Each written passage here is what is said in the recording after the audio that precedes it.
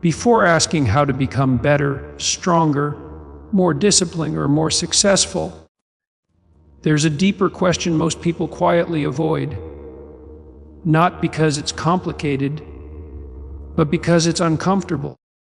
Why should you even try? Not as an idea, not as a slogan, not as a quote you post online, but in real life. When no one is watching, when motivation fades, when effort feels heavy, why should you actually bother improving yourself? The answer isn't glamorous. It's not about becoming impressive. It's not about proving anything to anyone. It's not about becoming some idealized version of yourself. The answer is simpler and harsher. If you don't make things better, they do not stay the same, they get worse. Pain doesn't pause just because you ignore it. Confusion doesn't politely wait.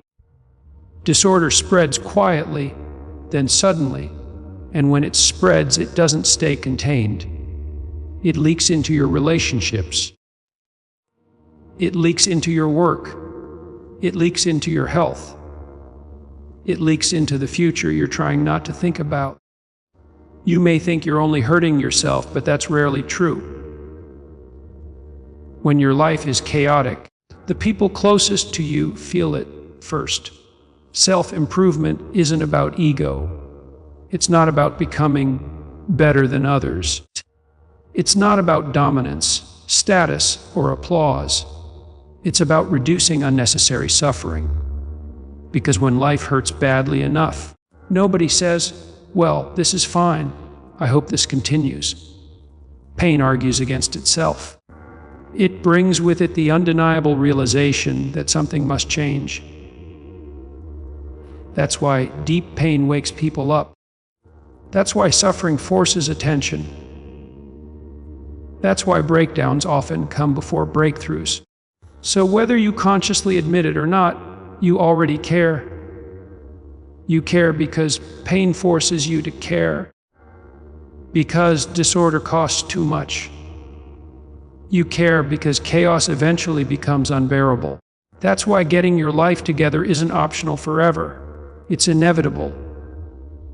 Either you do it deliberately, slowly, imperfectly, consciously, or life does it for you. And life is not gentle when it takes over the task. Here's the truth most people resist hearing. If your life is disorganized, you will pay for it. Not once, not someday, not in some abstract way, but daily. Chaos charges rent. It takes your energy first, then your time, then your confidence, then your future options. It clouds decision-making. It amplifies anxiety. It makes small problems feel overwhelming. You might tell yourself you don't care, but that belief collapses the moment the pressure increases. Because the body always knows before the mind admits it. So, the real question isn't if you'll be forced to confront disorder. The question is, will you face it voluntarily or be crushed by it later? Which brings us to the most practical question of all. Where do you start? You don't start by fixing your entire life. That's fantasy. That's the kind of thinking that leads to paralysis. You don't overhaul your identity in one dramatic transformation. You start smaller, much smaller. You start by fixing one thing you actually can fix. Look around you, right now. Something in your environment is quietly irritating you.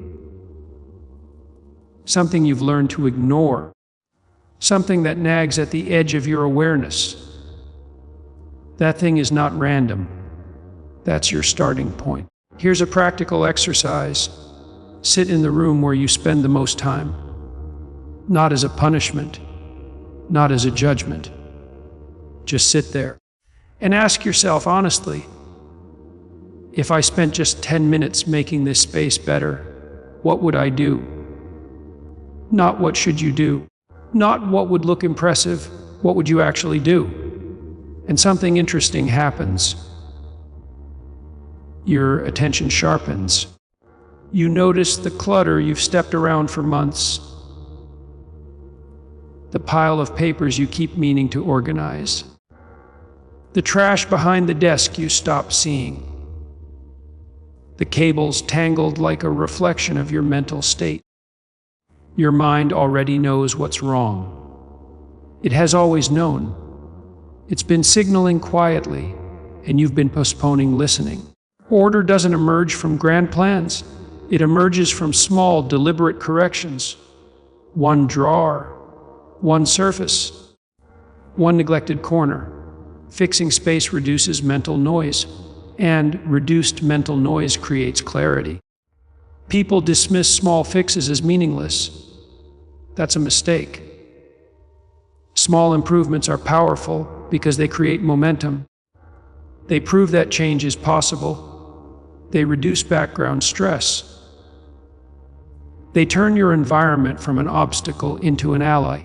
When your surroundings cooperate with you, life feels lighter. Not perfect, not easy, but manageable. Fix enough small things, and something subtle happens. You start trusting yourself again. You begin to believe that effort leads somewhere, and that belief is the foundation of confidence. Now consider this carefully. The most important parts of your life are not the dramatic moments. They are the routines. What you do when you wake up, how you treat your body, how you prepare for the day, how you speak to people when you're tired, how you end your evenings. These actions repeat hundreds, thousands of times. And repetition transforms behavior into identity. People dismiss routines as boring, but routines quietly shape who you become. What you repeat daily becomes automatic. What becomes automatic becomes permanent. That's why neglecting daily habits is dangerous, and why improving them, even slightly, has massive long-term impact. There's another rule that matters deeply. Just because something is broken doesn't mean it's your responsibility to fix it, yet. Some problems exceed your current skill, strength, or knowledge. Trying to solve them prematurely can destroy you. Wisdom means knowing where your responsibility begins and where it ends. You don't repair complex machinery without training. You don't step into disasters unprepared. You don't confront chaos beyond your capacity. Start where you are competent. Expand slowly. That's not weakness. That's intelligence. Here's something most people don't realize. Your attention reshapes your world. When you give your mind a clear aim, reality reorganizes itself around it.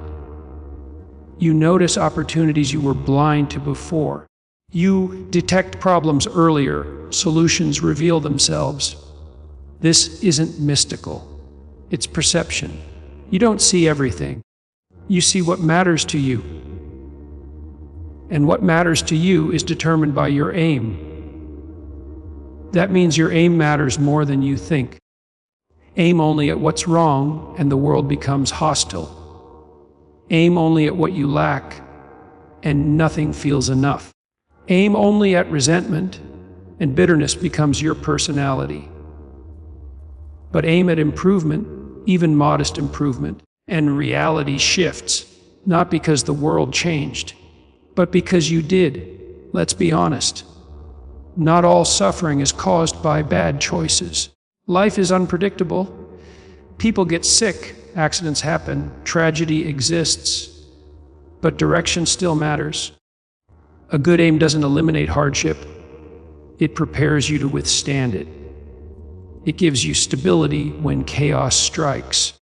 So here is the truth, stripped of drama and fantasy. You don't fix your life all at once.